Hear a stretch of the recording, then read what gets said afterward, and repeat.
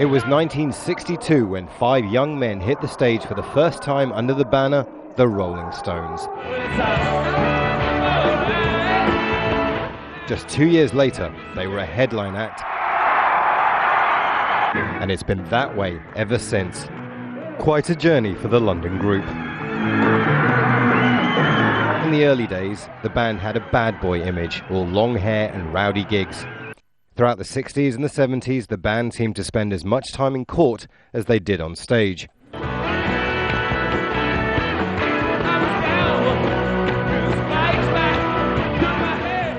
But behind the image lay the music. Songs that are now accepted as stone-cold classics by critics and fans alike. Throughout their history, the Stones became known more as a travelling circus than an ordinary band. Their personal relationships getting as much publicity as their mega tours. But as they aged, they found favour with the generation that had grown up with them. And they became not bad boys, but gentlemen of sorts. For the band though, the journey's not over yet. There's speculation that they will play a concert to mark the 50 years together. But in true Stones fashion, no one knows if that will happen. Imran Khan, Al Jazeera.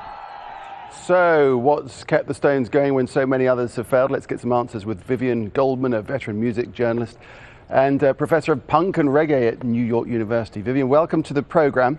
The Stones, well, they're pensioners now, aren't they? But they're still performing. They're still incredibly popular. What do you think has enabled them to endure so well? Well, I think it's obviously some sort of chemistry that they share between themselves. And I think people are really sort of feeling emotional about this 50th anniversary because it's as if we'd all gone on a journey with them, those baby boomers who came up with them.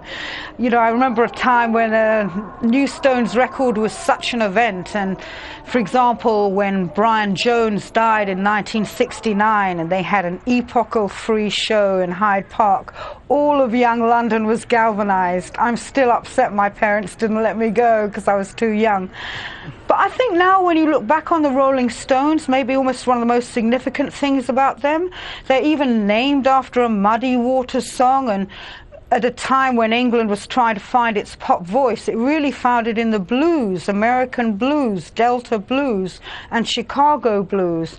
And the Rolling Stones' passion for it helped really transform a nation's taste and awareness. Right. Now, when you look at the footage of the early Rolling Stones, the audience is just an all-white audience.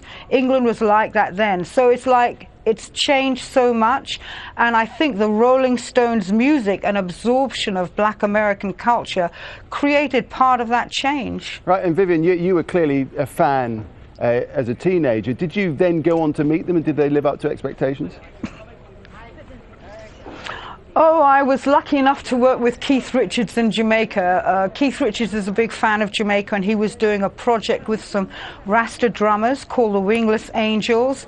And you know, it was extraordinary being there with him. He obviously found really a part of himself hanging out with the Rastas on the beach and drumming and chanting. It became very important to him, and he did reminisce a bit with me about how things had changed since they first started to have to, you know, look all over London to find a blues record because it was so rare and difficult to get them. So they've spanned a very different world. Now we're in a multicultural society, and they played their part. All right, Vivian, it'd be great to talk to you for hours on this, a fascinating subject. We're going to have to leave it there, but do appreciate your time and expertise on this. Thanks very much. That's Vivian Goldman talking to us from New York. Thanks a lot. Super, lovely. Thank you.